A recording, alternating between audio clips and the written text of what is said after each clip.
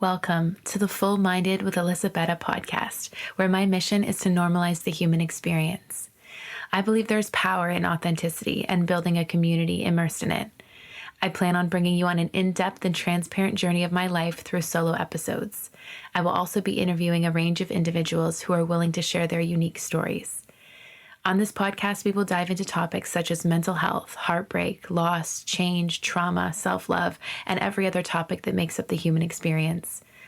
While I do my very best to provide you insight and knowledge on these subject matters, this podcast is not a substitute for professional help. I am not a licensed therapist. I am simply a human sharing my experiences with the intent to help people feel less alone. If you are suffering, please consult with a licensed professional. Thank you so much for tuning in and enjoy the episode.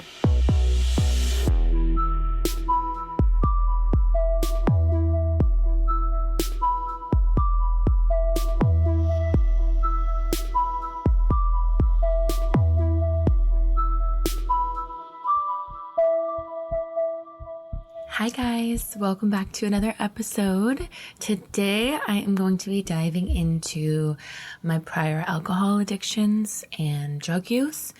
I am sober now, but I have gotten a lot of questions as of recent on my sobriety, my journey, how I got here today, why I got here today, why I chose to be sober, etc. So I would like to drop an episode with full context. I'm going to be totally authentic with you guys, what exactly happened, how it happened. So if you aren't in the best headspace right now, I will preface this episode by saying it will be triggering. So maybe just pause and resume when you do feel like you're in a better headspace. But for those of you that are in a good headspace, buckle up because I'm about to tell you the whole journey of what led me to where I am today and how I got sober. Okay, so let's rewind 13 years. I just had to do the math of that. Wow. I am 18, about to turn 19, and I have alcohol for the first time in my life. I remember it was like a Vex cooler, and I was like, what the fuck is this? I'm obsessed. And I mean, it's so interesting to look back on life and see like the first and the last, because you just never know what is going to be the first of something, and you never know when something's going to be the last of something, right? So I never knew that night that I drank a Vex that I would have such an addiction problem for the following almost decade. But I did. I was hooked. I loved the feeling of alcohol. I loved the escape. I loved the version of myself that I felt I could be, which was a more free and less judged version. I feel like alcohol gives everybody that kind of excuse to be who they really want. And then if it's weird or too much, we can just blame it on the alcohol. You know what I mean? Like, oh, it must have just been one too many shots. So I just released my inner freak and then just excused it by saying, whoops, I just absolutely drank too much. So I got into a lot of trouble back in the day. I was a little shit. I feel like I was very inconsiderate of other people's emotions, as you generally are if you are a drunk, because you don't really have capacity to deal with other people's emotions or care for anybody else's state. You're really just focused on yourself. You've got the blinders on and you're focused about making yourself feel good and have a good time and not feel the things that you're needing to feel and heal. So I would say within the first couple years of drinking, it definitely got out of control. Because here's the thing, and like I know it's the same for a lot of cultures, a lot of different people around the world, a lot of different age ranges, but for the city that I grew up in, like it was like encouraged to be binge drinking. Like that's just what you did on the weekends. Like you're not going out and getting blackout. What are you doing with your life? Like you were kind of judged if you weren't. So just being in that environment, at the time I was in a relationship and that person drank a lot and their family drank a lot. So I was just constantly around it. And I was young and naive and I was broken. I was really, really hurting. I'd had a severely abusive childhood, both physically, emotionally, mentally, spiritually, all of the above. So I was really trying to not feel that shit at all in any way. And alcohol was, I thought at the time, a good escape from that. And that thought process of alcohol being an escape is what led me into some of the darkest moments in my life, because it's not an escape. going to be honest with you right here and now. It's not an escape.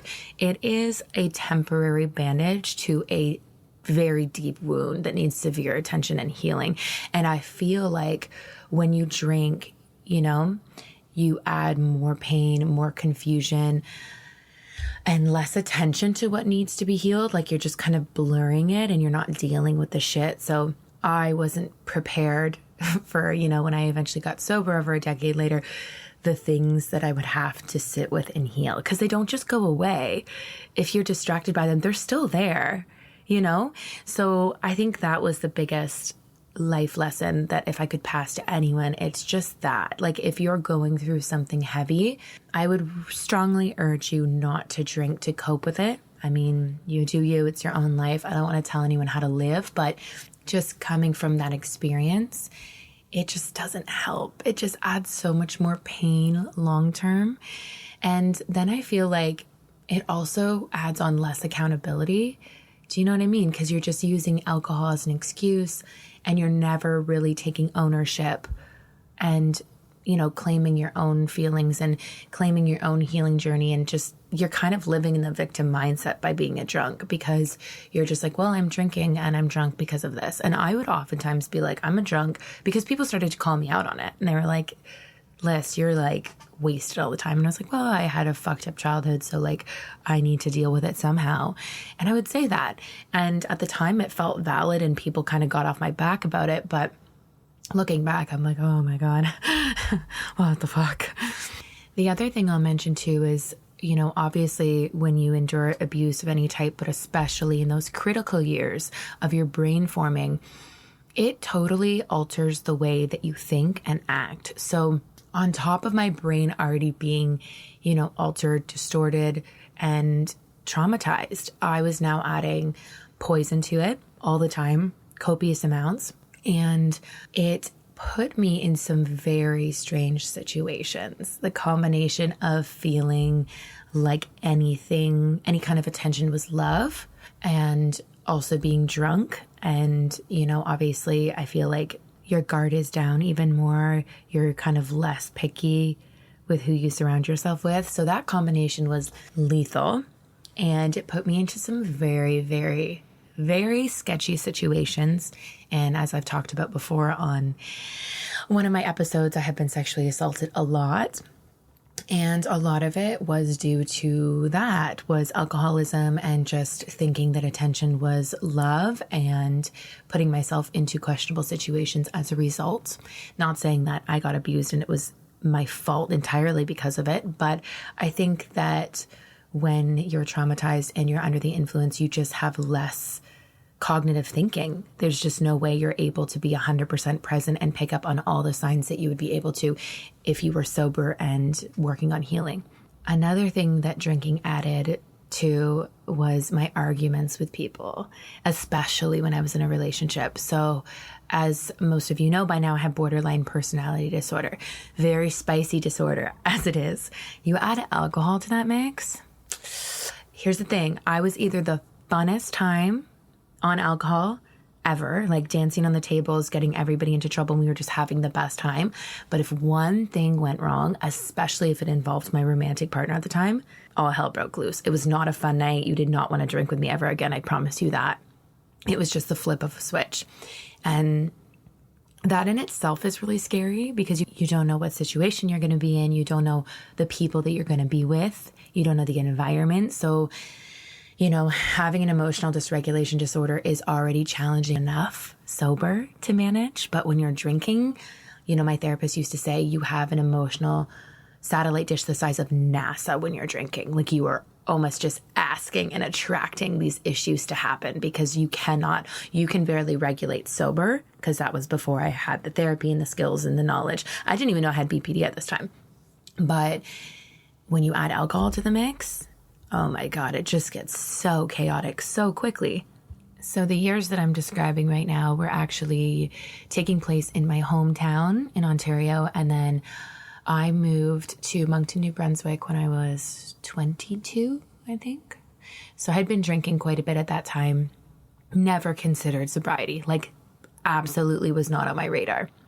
And I moved away, and it was the best thing I ever did. It was good to get out of the city that I was born in. You know, there's a lot of toxicity, a lot of things that I myself needed to escape from. So the move itself was great for me. Living on the East Coast was just very, very cathartic for me in a lot of ways. However, what I did start trying when I did move away was drugs. Cocaine specifically. I had never touched it before, and I don't know why. It was bigger on the East Coast, or maybe just the people I was surrounding myself with. I don't know. But yeah, getting into that was really, really bad. A very deadly mix, because all of a sudden I would be blackout. So I wasn't ever one to be able to black out. Like, I could hold my liquor and I would remember most every single evening. But when I started mixing with Coke, oh my God, I would literally forget most of the night. I would have no idea. People would be telling me stories about what I did. And sometimes I'm like, are they lying? Like, I had no idea. I had no proof, no evidence to what they were saying was either right or wrong, but I didn't remember anything, which then continued putting me in sketchy situations. Luckily, I had good friends with me. One of my guy friends to this day, he's like, my brother, he was always drinking with me, and he was always looking out for me, and he made sure I would get home safe. If there was like a guy that was too close to me, he'd come over and be like, hi, what's the deal? Who are you? Who the fuck? So it was really, I was blessed in that aspect to have people that were looking out for me and protecting me. But yeah, it was a deadly mix. I would never touch drugs again because of how low I got.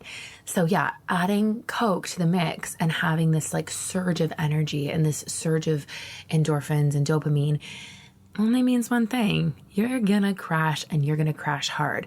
It was so bad, and I was so hooked that every Sunday would be a repeat. And I was living with a friend at the time, and they would have to console me and hold me, because I would just basically be withdrawing and having shakes and having panic attacks and being like, take me to the hospital, I'm dying.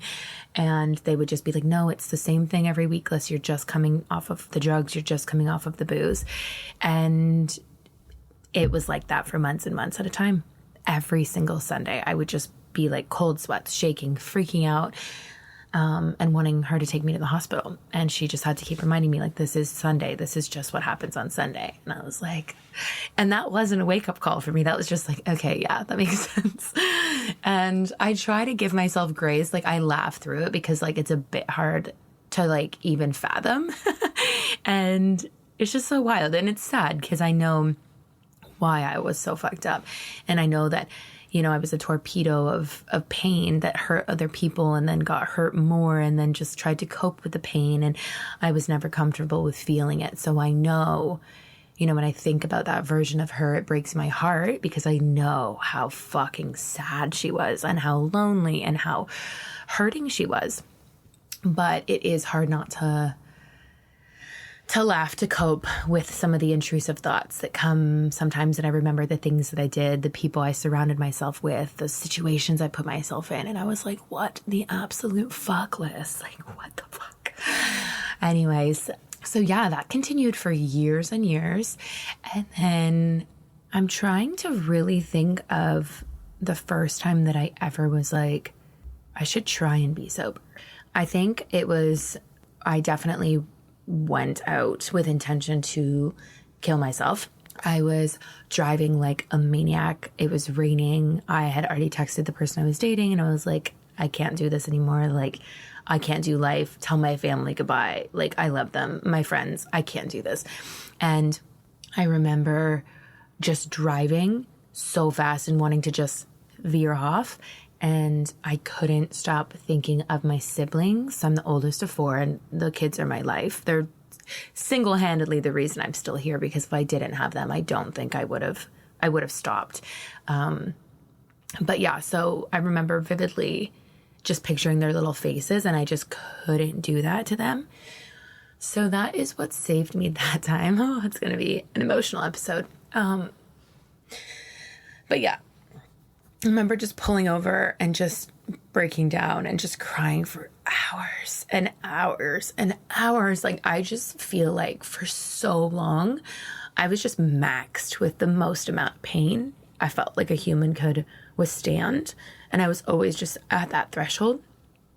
And that was a breaking point for me. And I believe it was after that I tried to do a sober week, because I was like, something is not right here, obviously. And maybe, just maybe the alcohol is affecting it worse, making it harder to deal, making it harder to cope, harder to make logical decisions. So I did a sober week for the first time in my life, and it was fucked. I'm not even gonna lie to you guys. It was so fucked up. I couldn't leave bed. I was just a mess. All I did was cry and hyperventilate and just sweat, and it was terrible. And I remember the week was ending at midnight on the Sunday, and I waited until that moment and then chugged a bottle of wine, because I was like, no, this is not for me. Absolutely not. We're not feeling this shit. Nope. Went back into it. Tried to monitor it a little bit, tried to not binge drink as much as I was. I thought maybe if I don't, drink 3 bottles of wine, I'll be a bit better. So I do remember trying to get a hold of my portion control. But the thing is with addiction, it's so much more than that. It goes so much deeper than that. So much healing needs to happen. Sobriety needs to happen for you to get a hold of any addiction issue you have, in my opinion and in my experience. And I want to paint as clear as a picture as possible for you guys, because right now I'm envisioning all these moments that happened, and, they were dark. There was just so many moments where I was on the bathroom floor, cutting and just self-harming, beating the shit out of myself because I hated myself. And I was attaching myself to men that were unavailable and didn't treat me that great. And I didn't treat them that great either. It was just a toxic, vicious cycle of abusive behavior towards others and myself. And it was so dark. Guys, it was so dark. I had one of my partners who used to hide the knives, hide the straighteners, hide anything that I could harm myself with when I was in an episode, because I just didn't care. I didn't care who I was around. If I wanted to self-harm, I would. It was so dark. And I'm so glad I'm not there anymore. I'm just taking a breath and looking around and just so grateful that this is not my life anymore. This is not my everyday nightmare. So I continued drinking, and I remember dressing up as a box of wine that year for Halloween, which is, I looked cute, but it became my whole personality. I was the girl with boxed wine. I'm pretty sure my Twitter handle was the boxed wine gal or something ridiculously embarrassing like that. And it just became my whole personality. And when you wrap that up with trauma and you don't really know yourself outside of your trauma story and then your current trauma story, your coping strategy, which was very unhealthy, it's kind of hard to not feel like you'd completely lose yourself if you let go of those things. And I think that is why I held on for as long as I did, because I was no, I'm the box wine girl. I've been abused. I need to drink. This is how I cope. And that was my story. And I didn't want it to change, because I felt like if it changed, it wasn't valid and it didn't happen. And there was a big part of me that was so angry and so hurt. And I needed not people to see that I was hurt, or maybe I did. I just needed people to know that I was done wrong. So I was allowed to do wrong. And, which obviously is not how I feel now. But at the time it was just what I thought, what I believed, and got me into so much trouble and so added so much more pain to my life and to the lives of others. Sending love and healing to those I affected during that season of my life, because holy absolute fuck, that was not okay. The way that I acted, the way that I was treating people. Yeah, I'm super, super sorry to anyone who's listening who knew me at that time in my life and I haven't already said sorry to you. Very sorry. From the bottom of my heart, honestly. I was a lot to deal with. And if you stuck around and you're still here today, and my friend, thank you. Love you so much. Appreciate you. Definitely had this conversation with you in person, but yeah, I appreciate the people that stuck through it. Alrighty, so fast forward a couple more years and I started dating somebody who was very in tune with their emotions and who was not an addict. And he was just like the most gentle, kind human I had ever met. And it was the first time in my life that I had been loved like that, like where I didn't feel like I was in the way and I felt genuinely cared for and protected. So was I ready to get into a relationship? Absolutely not. I had just ended my trauma bond relationship like 3 months prior. I was still drinking. I was on a bender. I was a little bit better. You know, I could go days without drinking. I never like drank. I shouldn't say I never drank at work. God damn it. I've definitely drank at work. I just thought about that. I guess it depended on the job, but like, yeah, when you're working in the bar scene, sometimes it's hard not to drink at work. I think you can all attest to that, but it wasn't ever, I guess I meant to say, like, it wasn't ever getting in the way of my work. Like, I would show up. I'd be hungover or like still drunk from the night before, but I would always show up to work. So I was a very high functioning alcoholic. And so at the time I felt like I was thriving. I felt like I was doing good because I'm like, I'm going to work, I'm doing this. And I actually remember, just had a thought, I remember the first time that I was like, wait, am I an alcoholic? Because like people had maybe said jokes about it or said things, but no one had ever like sat me down and been like, Liz, I think you have a fucking problem. But one time I sat myself down and I was like, Liz, I think we have a fucking problem. And I remember asking one of my friends at the time and I was like, do you think I'm an alcoholic? And I remember her response was, no, because you still like go to work and everything. And I remember being disturbed by that response at the time because I was like, okay, I still do feel like I'm an alcoholic, but maybe a high functioning one. So I actually did the research and I took a test. I took an online test while drunk in my bed, drinking like straight out the bottle. And the internet was like, yeah, sis, you are an alcoholic. And I was like, fuck. And so that's when I really started to like, at least internally label myself that. So I tried to get a bit of a grip on it and it wasn't an everyday thing. But when I went out, I still went hard. Like I still had that portion control issue where I was like, I couldn't just have a glass of wine. To me, that seemed foolish and silly for anyone to ever be like, I'll just have one drink. Like, what the fuck? You know, go hard or go home was my motto. I don't still feel that way now, obviously. If you can just have one drink and go home, oh my God, hats off to you. You know, what a life. I think that's an incredible skill. I was just never given that ability.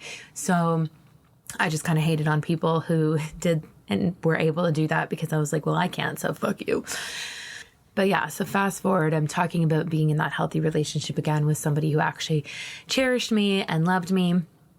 And it was within that relationship that he took me by the hand one day. He sat me down.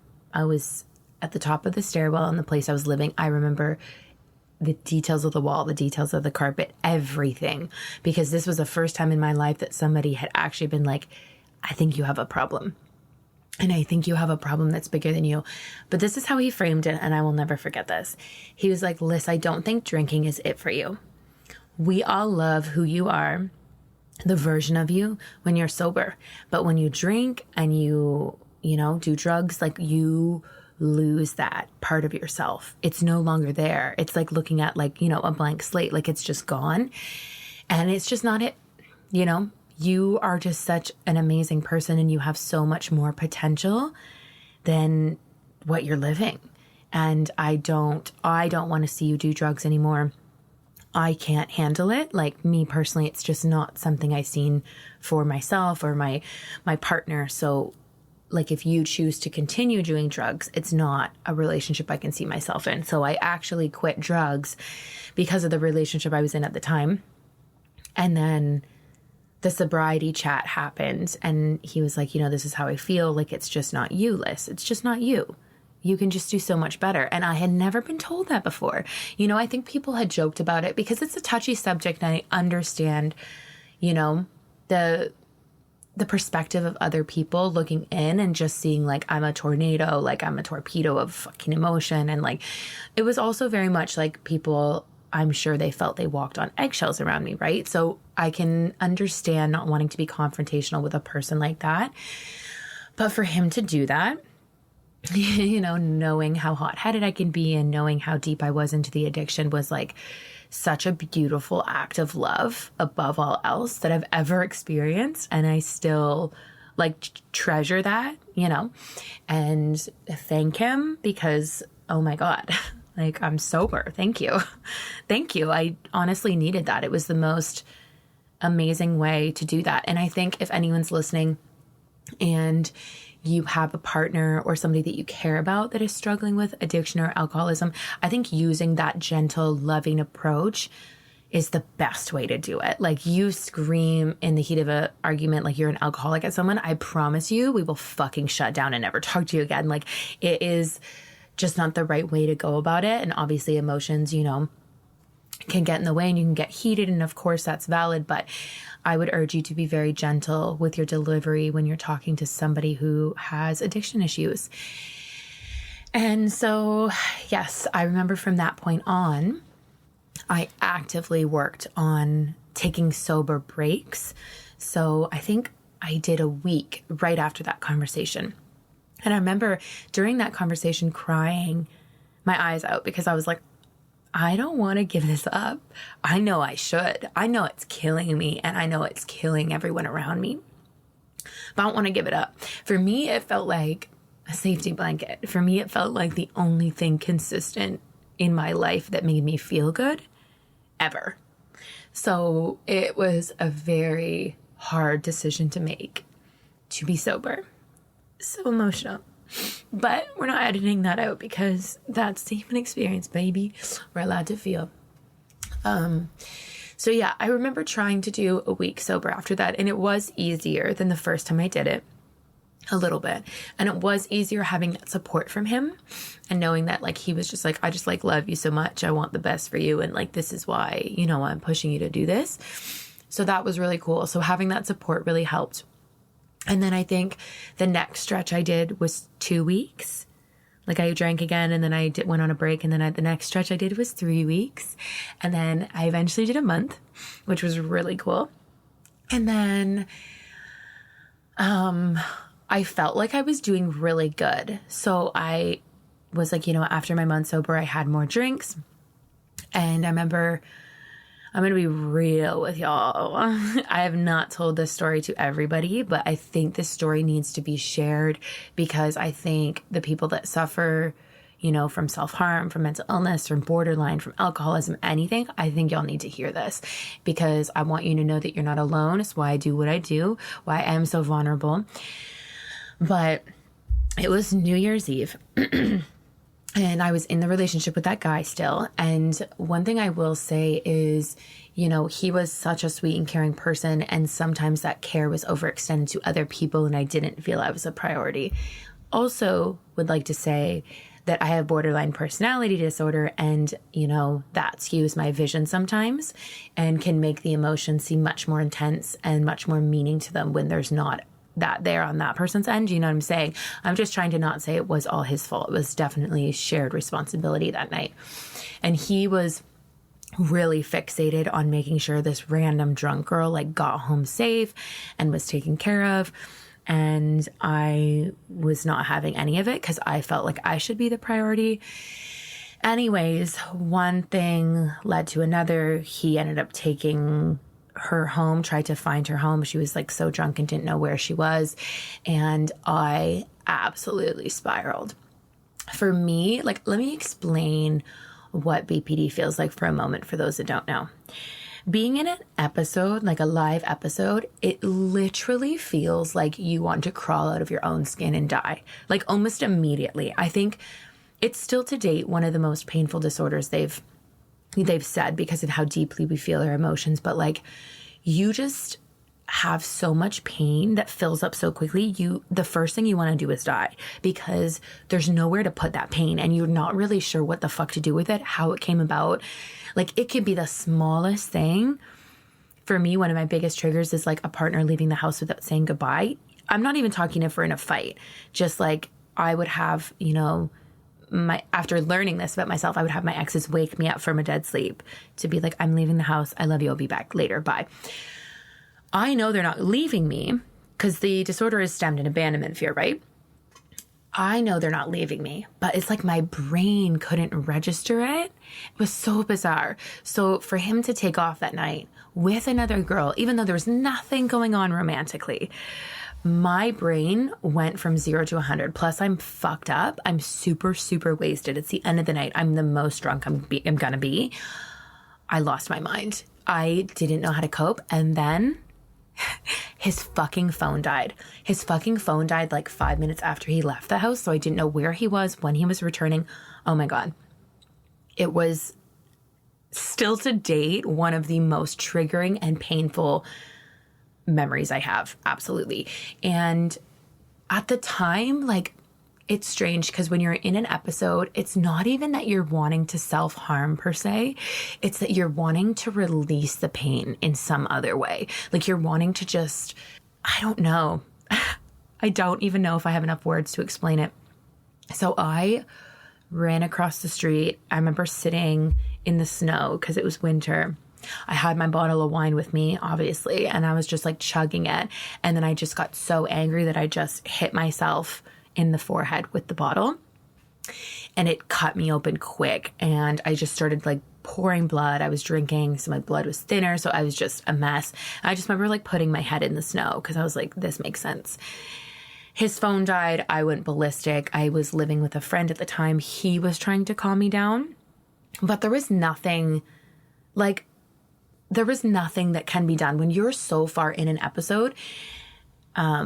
The only person that can calm you down, obviously I can calm myself down now because I've had a lot of therapy, but at the time it was only your partner. And actually one of the questions they ask you when they're diagnosing you for borderline is if your house is on fire, but you're in a fight with your boyfriend or your girlfriend or your partner, which are you attending to first? And without a doubt, I was like, my partner. Of course. They're like, but your house is on fire. I'm like, I don't give a fuck, because I could not capacitate giving a fuck about anything else other than my partner in that moment. That beef that we had, that argument, that I needed to feel okay with that person before I could even cope with doing anything else. So my friend was trying so hard to calm me down. And I was like manic. I couldn't. I was just like, I remember I put my head through the drywall after I had hit my head on a bottle. So it was chaotic. It was chaotic, guys. That night was chaotic. He ended up coming home. And then I was just like a mess and bleeding everywhere. And then he's traumatized. He's like, what the fuck? You know what I mean? It was just so chaotic. And then I woke up the next day severely concussed, and I had to call into work. And then I had to come up with a fabricated lie over why I had this giant ass cut on my forehead. And it was winter, so my lie was that I slipped and fell on ice, landed on my forehead, and I was concussed as a result. And I remember my boss giving me a hard time because obviously I was their employee. I was an alcoholic, and it was the day after New Year's. So they were like, okay, Alyssa, you're concussed. And I was like, no, I for real am, but not for the reasons I gave. So I remember I woke up. He was like, how do you feel? And I was like, nope, not okay. He's like, do you still want to die? And I was like, yeah. And he's like, okay, I'm going to take you to therapy. So he puts me in the car, the fucking angel he was, and drives me to therapy. Sits with me in the therapy session. We talk about what happened. I tell my therapist. I remember for the first time, because like my therapist has probably heard a lot of shit, not only from me, but other patients. That was the first time I was ever embarrassed to share a story. I've never even publicly shared this story with like a lot of my friends. So this is big for me to record it on an episode and send it out into the world, because like it's intense, but it's real and it's real life and it's what happens. So, I'm not about trying to hide it. So I remember just feeling so ashamed and so embarrassed and so just like, I had just done a sober month. How am I back in the same fucking place? That was a big moment for me because I realized, having that conversation with my partner at the time the next day over his intentions of trying to make sure this drunken girl got home safe was just so different than the way that I pictured it in my drunken, dysregulated mind. he's a good person and he's not somebody who would ever cheat or do anything. So for me to think that he was obviously, you know, a piece of it was my borderline, but a bigger piece of it was the alcohol. So I think that was the first time for me that I really was like, okay, so it's definitely the alcohol that's causing a lot more friction, tension, and like blurriness in my life.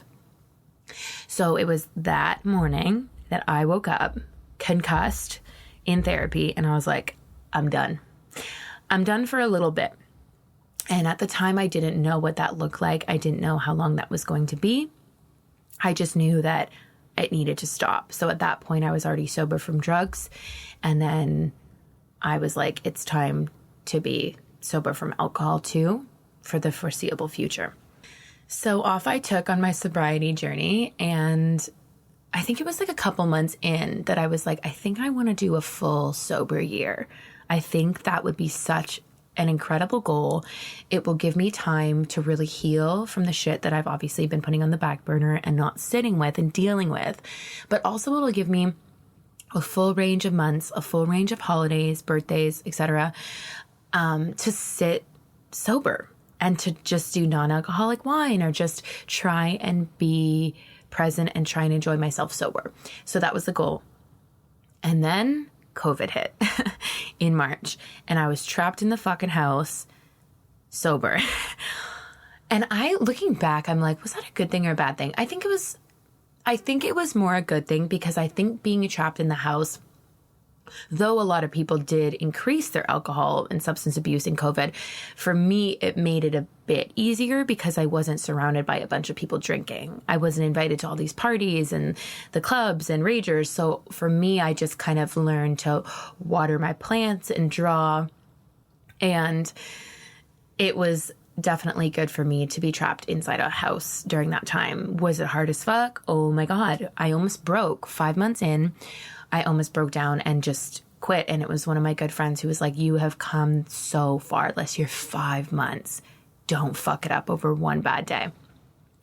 Because COVID was hard. It was heavy, as you guys know. And that relationship that I was in slowly turned bad. And I think his mental health just started deteriorating. And I was just dealing with all these demons that I had been, kind of hiding away for all these years. So it was just such a mix. And I think I was just not the best partner. And I think he started to become not the best partner. And I think he started to resent me. And it kind of got really toxic towards the end.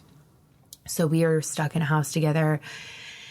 And I will say, though, the one thing that did help and save me was a few months before I had gotten sober, I had checked myself into a hospital because I was like, I'm not well. I didn't feel like anyone believed me to the extent that I needed them to, that I wasn't well. And even when the paramedics arrived, they had said, we think that you're okay. So we're just gonna leave you here. And I was like, I called 911 because I want to die. I am not okay. And if you leave me, I will literally cause a fucking scene. And they're like, okay, yeah, I guess you can come with us. Still don't understand that to this day. I do not understand that. Why risk if someone's saying that? Did they think I was... Anyway, it's not important what they thought. So they bring me to the hospital. They give me a pill to chill the fuck out because I was quite manic at the time. And they say, somebody will be with you in the morning. You can sleep here. And I was like, okay. I remember going to sleep. The sound of everybody moving the hospital carts and just random noises. I would wake up throughout the night just sweating. And then the next morning, the psychologist came to see me. And he's like, good morning, Alyssa. It's fucking 6 a.m. I'm like, okay. And he assesses me and he's talking to me and he's like, you definitely have borderline personality disorder without a doubt. And I was like, yeah, I know. I know, bro. So he's like, and you seem to be trying to do a lot of the work and, using tools. And I was like, yeah, I really am trying to not kill myself. I'm really trying to stay afloat. I really want to be here, but the disorder is just so fucking painful that sometimes I just can't cope, and that's what makes me want to die. So he's like, I'm going to put you on a wait list with the Canadian Mental Health Association, and they'll assign you a caseworker who can give you therapy that's designed specifically for people who have borderline personality disorder. And I was like, okay, this sounds amazing. So that was a couple months before the new year. Then that New Year's evening happened that I told you guys about. And it's March. COVID is just starting to happen and we go into lockdown, and I get a call from the caseworker saying, I can't see you in person, but I can do phone sessions. How do you feel about that? And I was like, I'll take anything I can get.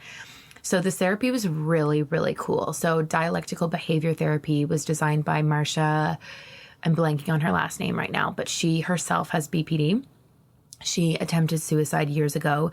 It didn't work, and she decided to change her whole fucking life and write a book on how to cope with having BPD. So this therapy gives us skills that we're not born with. So a lot of people have, the ability to be triggered by something and then say, okay, but this, and work through it. BPD people lack that middle ground. They lack the gray area. We're very, okay, everything is great or it's the fucking worst, period. So it was really, really helpful and life-changing to have this therapy while being trapped in the house. I would look forward to Mondays because that was my day, and I would take notes, and then they would give you homework, and it was just very, very amazing, very intense therapy, a lot of work, a lot of homework. You had to kind of journal how your feelings were, if you had any urges to, commit suicide, any attempts, any drug use, they wanted to know if you took Advil, Tylenol. It was very, very thorough, but I needed that, because I had only had general therapy up until that point, and it felt like something was missing. It was just scratching the surface, but I knew that I wasn't getting or reaping the benefits from therapy the way that I should. But DBT definitely changed that for me. So that helped a lot. And I remember within 2 weeks of therapy, my roomie was like, Liz, I noticed a difference. And my partner said the same thing. And they both were like, we're super proud of you. I remember 2 months after, they said, you're starting to evolve into a different person. You're starting to be unrecognizable from who you used to be. And I remember being like, that's such a cool, amazing, empowering thing to hear. So I was just hooked, right? I didn't want to stop. So it was every single Monday for, I think it was 8 months. Is it 8 months it took? Eventually when COVID, we were allowed to leave the house again because COVID didn't stop for years. But I was able to go in and meet her in person, and I was able to finish off my sessions in person. So that was amazing. That changed my life. And we got out of COVID. The relationship that I was in with my partner at the time ended up ending. It was very devastating, but it was necessary for the sake of both of our mental health, our well-being, the direction of our lives. We were just in completely different places. And we went our separate ways, and I made the decision to finally move out west, something that I had wanted to do for actually ever. And I remember going into work one night and asking my friend Jason, as many of y'all know, he's my bestie, literally my sidekick. He's amazing. We live together. We do everything together. So he was working, he was bartending, and I was serving, and I was like, yo, do you want to move to the West Coast with me? And he was like, yeah, actually I do. And I was like, okay, cool. How about in a couple months? He's like, how about 6 months? So we have a bit more time. But in my brain, I was worried about another lockdown, and I didn't want to get trapped where I didn't want to be. So I was like, how about 2 months? So within 2 months, I had sold my car. We took his car. We packed up all of our shit into one vehicle and drove across the country. We ended up living in the Okanagan for a year. We worked at this bougie resort. We saved up a bunch of money. It's actually when I started launching my business, was when we were living there. Yeah, it was pretty incredible, and all while sober. And then, so I finished up my sober year. We were living in the Okanagan at the time, and I made the decision. I don't know why, looking back now, knowing what I know now, of course, hindsight's 2020, but I made the decision that I wanted to reintroduce alcohol back into my life, but in moderation. I wanted to see if I could do it. I think it was a bit of a challenge for myself, because I'm like, if I just did a sober year, literally just by myself, on my own, I feel like I can do anything. So maybe I can drink within moderation. And Yeah, no. So I did start drinking again. I remember Jason bought me like a really nice bottle of champagne and we celebrated, and I had my first sip of alcohol in a year, and we were both like, wow, this is really intense. And I remember within 30 minutes of alcohol touching my lips to getting into my brain, I felt weird and sad and scared. And I felt all these emotions surface that I felt like I had dealt with. They're all of a sudden up. And I'm feeling them all again. And I'm crying about my ex in the shower. And I'm like, what the fuck? And I'm like, this is the shit that I don't like. It just amplifies everything and kind of like falsifies things. I don't think that I was necessarily sad about my ex. I think I was just drunk. Do you know what I mean? Like, anyway, so I kept my boundaries in place for a good chunk of that year, where I had rules like if I was having a bad day, I absolutely could not drink. I couldn't use alcohol to cope. It was only celebratory. So I did really well with that actually for the first 8 months of the year, I'd say. And then I ended up, moving to Texas for a bit because I dated someone who lived there. And he didn't party a ton, but when I moved there, we definitely partied a lot because we were like, yay, we're finally meeting, etc. And getting to live together. And there was a lot of exciting things happening at that time. So we were like, let's get wasted often. And then same shit happened. I ended up falling into this rut. We ended up going to Cabo and I drank every single day. I came back. I fell into like a 4-month depression. Oh my God, guys, it was brutal. And I was like, I can't do this shit. This is so fucked. And then unfortunately, similar breakdown happened where I just we were drinking. There was something that happened. I was triggered and I immediately just went to I can't cope. I want to die. I want to die. And the next morning that I woke up from that, I was like, nope, not again. And I have been sober since that morning because I'm not doing that. I know at this point that my life is so valuable and I'm so valuable and I'm worth so much more. Little Liz and Big Liz is worth so much more than settling for that life. It's not for me. And it's okay that it's not for me. I no longer have FOMO. I no longer feel like I'm not cool because I'm not drinking. I mean, it took a long time for me to get to that place because I had to basically rebrand myself. I was no longer the boxed wine gal. And so for a while, I felt like a wallflower. I didn't feel as outgoing, quote unquote, as I felt when I was drinking. And it took a long time, but I can comfortably say that I am the happiest I have ever fucking been in my life. And I'm sober as fuck. I don't even smoke weed. I don't nothing, guys. Nothing. I am the most sober of all time. And it's so interesting because I just never seen that for myself. Towards the end of it and people realizing that I had an issue, me realizing I had an issue, I think it was something I thought could be cool, but I never thought I'd be fully sober. I always thought I would be able to manage it and be, drinking here and there or just for celebratory evenings. But to be this sober and this happy, because the thing is what happens is it does get easier 100%. The more events that pass, the more social gatherings you go to, forcing yourself to be sober, the stronger you get, the more confident you feel in yourself in general. I just recently went on a solo trip to Asia, as you all know, because I can't stop talking about it because literally it was the best. And I was having the best time at the clubs there sober. I was the most hydrated bitch in 20 yards. And I was having the best time. I was dancing. I didn't care what people thought of me.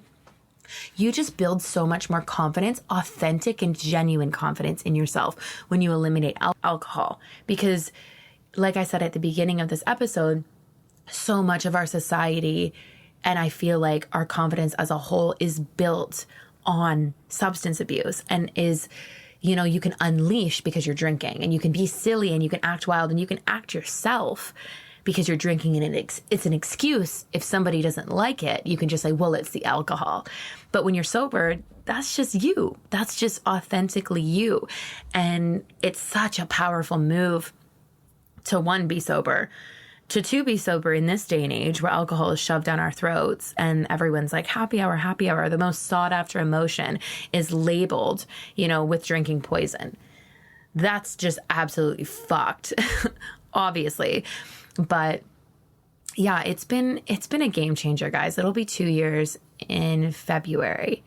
And it's like 4 years for drugs that I've been clean, but almost 2 years for alcohol, consecutively, which is just so impressive. And like I said, it feels like it's not even my life. Like it just feels like a dream life. If you knew me back then, you really don't know me now, because I'm just such a different version of myself. I'm so much more healed. And that's the thing too, the more healed you become, the more you love yourself and the less you need outside attention, outside substances, anything like that, because you love yourself enough that you're like, I don't need anyone to praise me. I don't need anyone to tell me I'm doing a good job. I'm doing a sick job. Look at me go. So it's just all, and for me, I couldn't heal when I was drinking. So the sobriety led me to sit with my emotions, heal them, feel them. And then from healing them, I, gained so much respect and love for myself. I was like, you're a bad bitch to just sit through that shit and think about what happened to you and cope with it and get your ass to therapy and deal with it the right way. Like that takes a lot of strength. It's not for the weak, and it's certainly possible. And I want everybody who's struggling with any type of addiction to know that it's absolutely possible to rewire your brain. It is. You're not too far gone, no matter what age you're at. There is, resources. I would recommend AA if you don't think that you can do it on your own. I would definitely recommend finding a therapist that is a good fit for you before you embark on a sober journey. Make sure you've got a supportive group of friends, because I will say one thing too, when I became sober, I lost a lot of quote unquote friends, more so drinking friends than anything. So that was hard too, because I feel like I was just grieving this whole past life and version of myself, which was all I had ever known. But I'm telling you, once you push past those uncomfortable shit feelings, it gets so much better. I think of it as like when you're in an ice bath and you're immersed and you're like, everything in your body is screaming at you to get out. And then you sit with it and the euphoria hits. That is sobriety. That is so much of just good discipline in life in general. Saying no to the immediate pleasures for the long-term cause. Like that is huge. That is something I practice and preach nonstop. It has changed my life, being disciplined and being sober. But yeah, this was a really good episode. I was kind of in a weird funk this morning and I just didn't really feel like recording one at all. I just kind of wanted to lay in bed and just be like a little potato, which is okay to do sometimes, but I did need to record an episode today. And I was just lacking motivation. And I ended up getting this DM from this person who was like, hey, I found your content through the Discover page and it's helped me so much, like want to stay alive. I had a suicide attempt when I was 18 and I still feel guilt over that. But I just wanted to say thank you for doing what you're doing. That message not only like just exploded my heart, but it made me bawl. And it gave me the motivation to jump on the mic today and record, because I'm like, this is so much bigger than my bad day and my, feeling off right now. This is a movement that I'm trying to create so that people feel like safe to talk about their struggles and they don't feel like they can suffer in silence, and they can be like, okay, well, if Alyssa's just released an entire podcast episode on how much she used to drink and do drugs and fucking fuck her life up, maybe I can get help. Maybe I can talk about how I feel I'm lost and I feel like I'm not okay. Like that's the whole point of it, So thank you to that person who sent in that message, and it meant the world to me to get that. And it just means the world to me that you guys feel you can be so vulnerable and honest with me. Like that's such an honor that I don't take lightly. So I appreciate you all always for your love and support, and for you tuning into the podcast, for you supporting Mindful Mode, my business, all of the above. I love y'all. And please, please, please feel free to submit any questions if you want me to answer, more about this, either on the podcast or through DM. You can ask all your questions on the website, www.fullmindedpodcast.com. And then you can also shoot me a DM too. But I would say probably do it through the website because I haven't been seeing all my DMs lately. They're getting a bit flooded and I would love to be able to hear and answer your questions. So probably through the website would be the best. But yeah, guys, thanks so much for listening to me talk about this. This was a very beautiful, emotional, cathartic episode to release. And I'm really happy with it. So thanks so much for tuning in and have a wonderful rest of your days. And until next time.